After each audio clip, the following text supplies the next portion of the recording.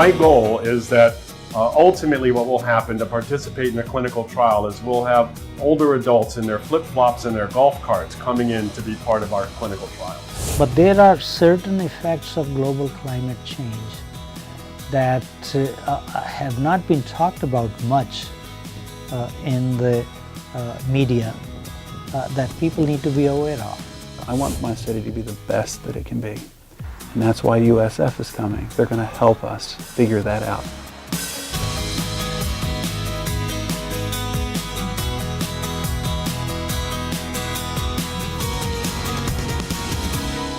Hello and welcome to University Beat. I'm Denise White. Finding a cure for Alzheimer's disease or any disease requires clinical trials, but such trials need dozens, if not hundreds, of test subjects from across the spectrum of sex, race, and economic class.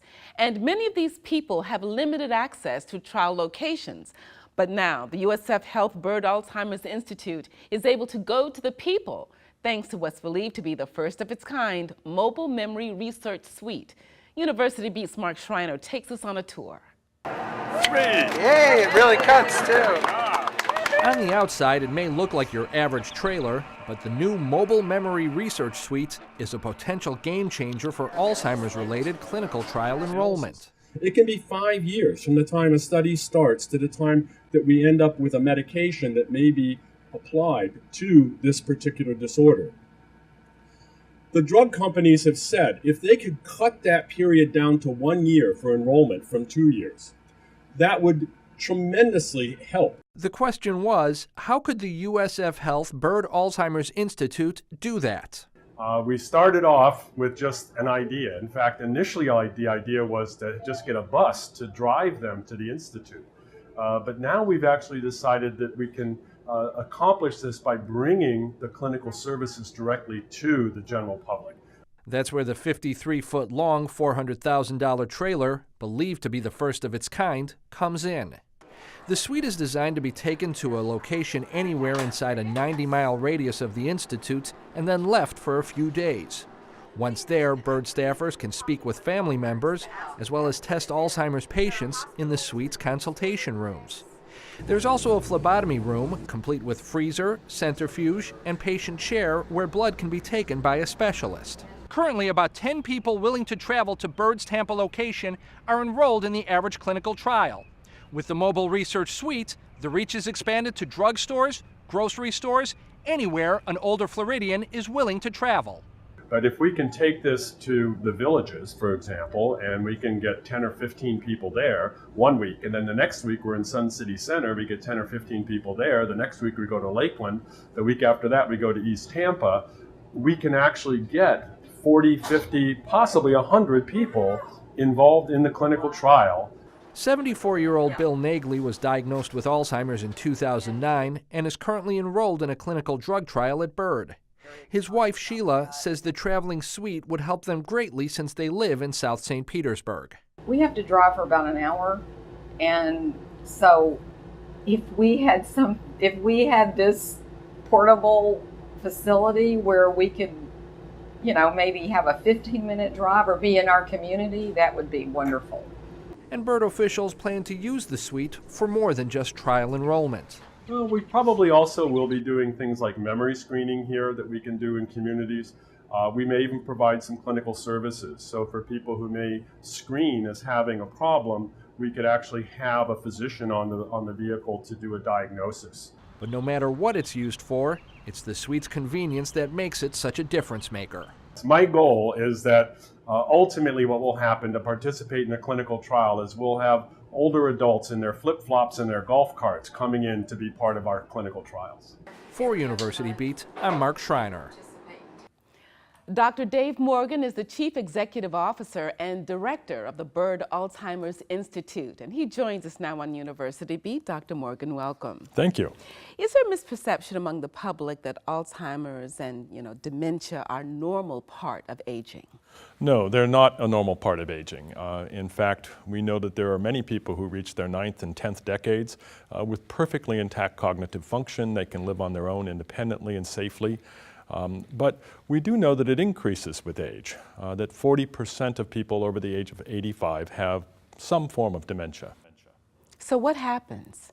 Well, it's a combination of things. It's a combination of genetics and lifestyle effects, and sometimes it's just the luck of the draw. But we know that there are things which can accumulate inside the brain, and if these things happen to be amyloid or tau, we now know that those are the major causes of Alzheimer's disease. And when you say amyloid or tau, is that like plaque in the brain? Yeah, so amyloid makes aggregations of protein outside of neurons that we call an amyloid plaque. Tau forms a long string that we call a tangle inside the neurons. And these plaques and tangles are what we use to define Alzheimer's disease when we examine the brain at an autopsy. There's no treatment yet for dementia or Alzheimer's. Well, we have symptomatic treatments. We have drugs that we can give you that will improve your memory. But as of this point, we don't have anything that can slow the progression of the disease. But we're working on that. Yeah. And the other thing is that Alzheimer's is a form of dementia, correct? Dementia is the generic term. Correct. Dementia refers to an age-associated decline in cognitive function that is secondary to damage to the brain.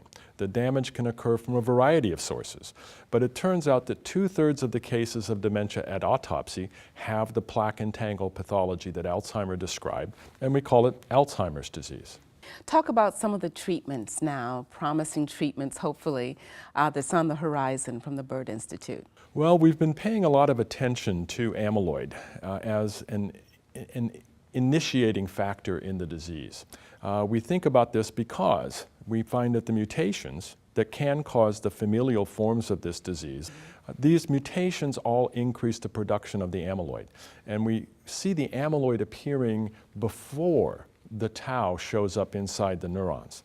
And we think that that's what the key element is. So we're developing a number of drugs that will block the production of amyloid and other drugs that will help to get rid of amyloid that's already there. For example, an antibody against the amyloid that will provoke the immune system to come in and remove the amyloid from the brain.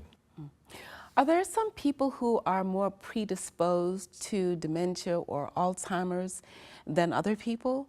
And are there some behaviors that people do that may increase their chances of getting either dementia or Alzheimer's? Well, there's a lot of epidemiologic data, but I think the most convincing evidence is that individuals who have had multiple head injuries often have an increased risk of developing dementia. We're very concerned about boxers, football players, possibly even soccer players who are always heading the ball, hockey players, that these people may be putting themselves at an increased risk. We also know that education seems to provide some protection. For example, someone who did not complete high school has 3 times the risk of developing dementia at a specific age than someone who has a postgraduate degree. So these are major factors. But what would that be? Is it because they're not engaging their brain enough? It's unclear why that is. It could be that your brain works like a muscle. You need to exercise it to maintain proper fitness. Or it may be that this is simply indicating people who had higher cognitive ability to begin with, and thus it requires more damage before their cognitive ability gets below the level that leads to dementia. There's a multidisciplinary approach to researching and treating Alzheimer's at the Byrd Institute. Talk a little bit about what the approach is. So we call ourselves a translational research center. And the whole idea is to try and move discoveries in the laboratories into the clinics where they're tested in patient populations as quickly as we possibly can. And so we have co-located our clinics that are serving patients and their families. They're also running clinical trials with medications. We have about 15 ongoing clinical trials right now at the Institute. And we're trying to take the ideas from the laboratories upstairs and get the scientists and the physicians to talk to each other much more frequently than they normally do. Talk about caregiver services that are offered at the Institute. Well, we have a number of opportunities for caregivers, from support groups that we provide for them. We also have training sessions that we provide for caregivers. We go out into the community and we have a half day presentation to explain to them strategies that have been found to be effective in managing people who have dementia, what you can anticipate, what's going to happen next as they progress through the disease. We have a variety of programs that we can offer them. What advancements in research or treatment give you a lot of hope?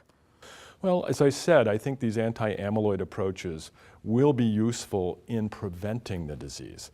But that's the easiest thing to do with every disease, is to find a way to prevent it. After that, we have to come up with meaningful treatments that can slow the progression of the disease. And our lab and many others are working on trying to reduce the effects of the tau tangles in the neurons, which we think are really what causes the destruction of the brain tissue. And I think by 2025, I anticipate we'll have some medications that even after you've gotten the disease will slow the progression. Right now, the drugs we have still can treat the symptoms and reverse the overall appearance of the disease and the symptoms by up to a year or maybe even 2 years. But it doesn't treat the underlying disease process. But the final stage in treating a disease is to cure it, to take someone who already has a moderate dementia and bring them back to where they were before. That is going to require breakthroughs. I don't see how we're going to do that right now in a scientific work plan. But prevention and treatment, I think we're well along on those pathways. That's good news. Dr. Morgan, thank you so much for Thank joining you. us. Pleasure. Global climate change and its cause have been debated by scientists, politicians, and scholars for many years. But whatever the cause, most experts agree the planet is getting warmer. And a USF researcher says the higher temperatures may be linked to a threat we're already seeing here in Florida.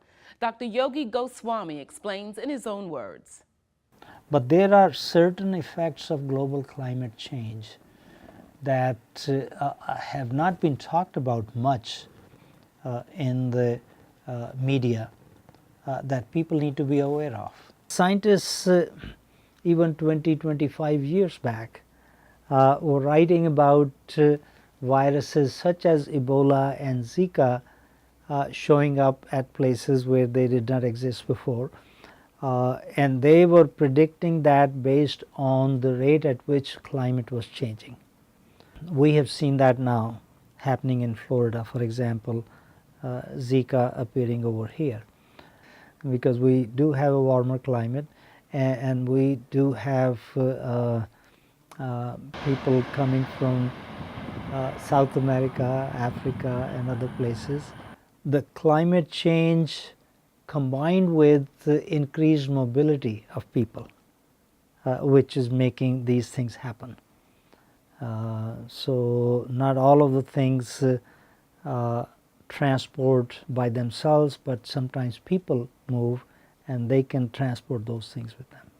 Well, when we talk about a temperature rise of 1 degree or 2 degrees, for us as humans, it doesn't seem like it's something that's going to affect our life very much.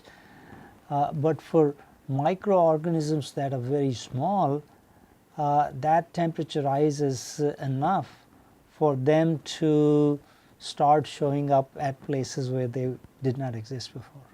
Examples of these disease agents include Zika and Ebola and dengue and some of the other viruses.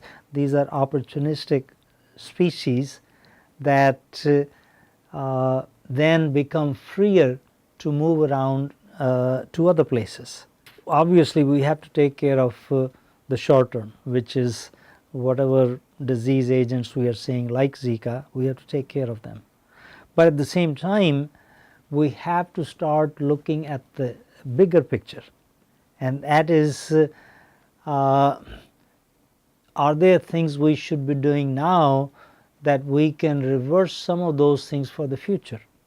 Certain things we can do now that include improvement in energy efficiency or use of solar energy and other renewable energy resources that will reduce the effect on climate, and that in fact are positive for the climate.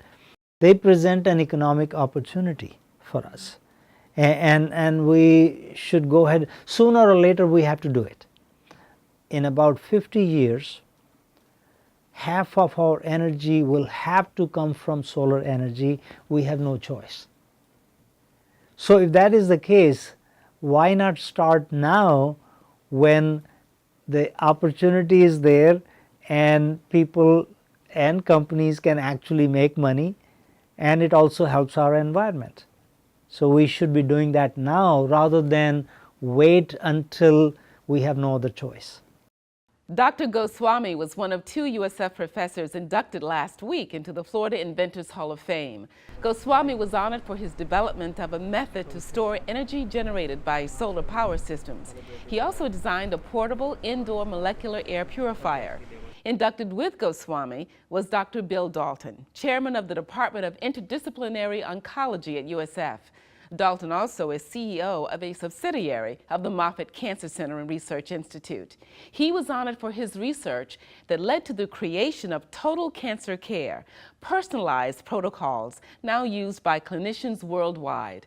Dr. Paul Sandberg, USF Senior Vice President for Research, Innovation, and Economic Development, is chairman of the Florida Inventors Hall of Fame. I think people get surprised, actually, that there are great inventors in Florida.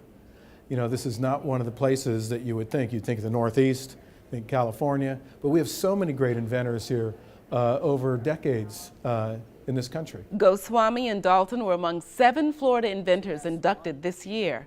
The Hall of Fame is located at the USF Research Park on the Tampa campus. Among its inductees are Thomas Edison and Henry Ford. Prospective freshmen can get a first-hand look at USF Sarasota Manatee campus next month. The campus will hold a freshman preview day on Saturday, October 8th from 9 a.m. until noon. Representatives from the admissions office and from student services will be at the open house, as well as faculty and staff from the 4 colleges on the Sarasota Manatee campus.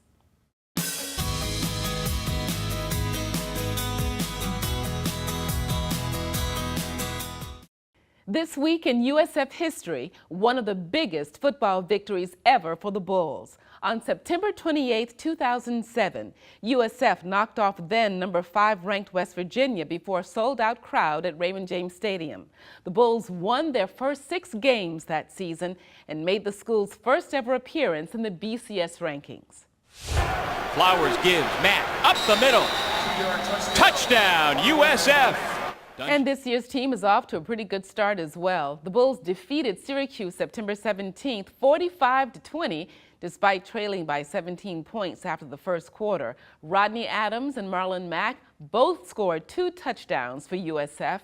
With the victory, the Bulls improved their record to 3-0, their best start since 2011. On the end around, it's an easy touchdown for Rodney Adams, and the Bulls take the lead. Football's not the only fall sport off to a good start. USF's volleyball team won its first 6 matches of the season. The Lady Bulls then dropped 3 in a row, but bounced back with victories over Stetson, Wright State, and LIU Brooklyn.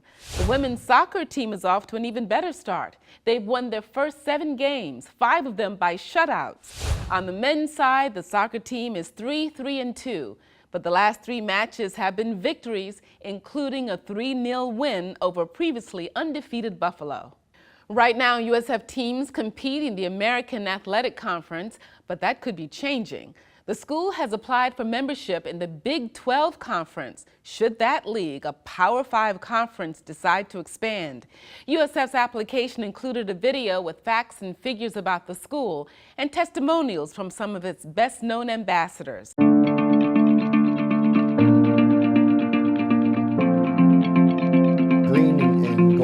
In our DNA. I think it's part of who we are. We have grown together.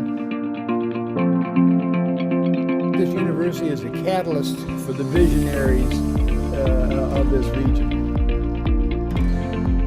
These are first-rate people who are on a mission to make this university one of the very best in the country. USF has consistently ranked in the top tier of all of the universities in Florida. They have a great student body.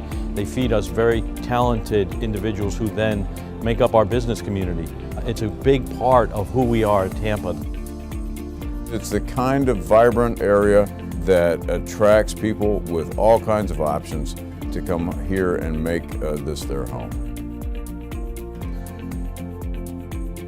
I think the Big 12 would be surprised to know how many people in the Tampa area are really behind the USF Bulls. There are so many sports fans here that just love the university and love to see college athletics. We get a lot of athletic talent that comes to USF, and we would bring a keen amount of athleticism and electricity to the conference. USF is definitely ready. They have some great facilities here they've built over the last 5 or 6 years. The programs are top-notch, great coaches, a great athletic director, and the weather. The fans of the Big 12 will love coming down here to watch their teams play.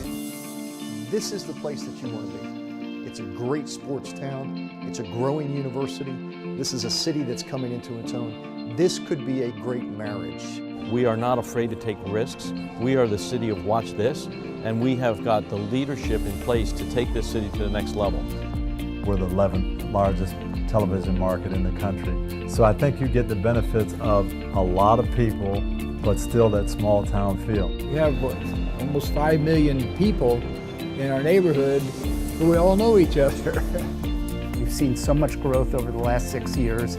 Population is increasing about 2.5% a year. Probably over 50%, 70% of the population here moved from somewhere else. And across the board, we find out that they were welcome. And it's a strange, you don't find that in any other major metropolitan area, I don't think, in the country. It is a special place. Every day is fresh here, every day is new, and you have a chance to make a mark here. The quality of life is excellent. It's a great business environment, cultural institution. Home to the Buccaneers, home to the Rays, home to the Lightning. We have great restaurants, the beaches are beautiful. It's just a joy to be here and to be in this position, to even have an opportunity to get into a conference such as, the Big 12 is phenomenal. I guarantee you, when the Big 12 comes to this area, and when they make USF part of their community, we will all be 100% behind them, and they will never regret that decision. Go Bulls! Go Bulls! Go Bulls! Go Bulls! Go Bulls! Go Bulls! We'll see you on the field. There's no word on when the Big 12 will decide whether to expand, and if it does, by how many teams. A number of other AAC members, including the University of Central Florida, are said to be eyeing Big 12 membership. What would it be like to redesign an entire city? Some USF students are finding out firsthand. University Beat's Hedel Gandhi introduces us to a project designed to give one local area a major facelift. Welcome to Palmetto. Located just north of Bradenton, this Gulf Coast city has maintained much of its pristine beauty. A lot of people don't like change. Change is hard, but change is necessary if you're going to survive. And not only if you're going to survive, but if you're going to be the best that you can be. For Burton, the mission is personal. Being born in Palmetto, Florida, I want my city to be the best that it can be. And that's why USF is coming. They're going to help us figure that out. A USF grad himself, Burton is thrilled to team up with the school for the Community Sustainability Partnership Program, also known as CUSP. We are so excited that Palmetto is our first partner because they really have a wide array of projects that students can get involved in, from historic preservation to community asset mapping to victimology to community policing and to looking at complete streets and how they can improve their wayfaring. They're even looking at water quality. So we have students that are going to be really hitting the ground running here in Palmetto on a variety of projects, and we might see a whole new Palmetto thanks to USF, so we're really excited about that. As part of this renaissance era of sorts for the city of Palmetto, they will use the knowledge of USF students to figure out what to do with historic buildings like this old armory, perhaps even turn it into something similar to the Tampa Theater. And we want them to look at it in terms of the future. What would that street need to have about it that would want to draw that generation, the millennial generation, into Palmetto?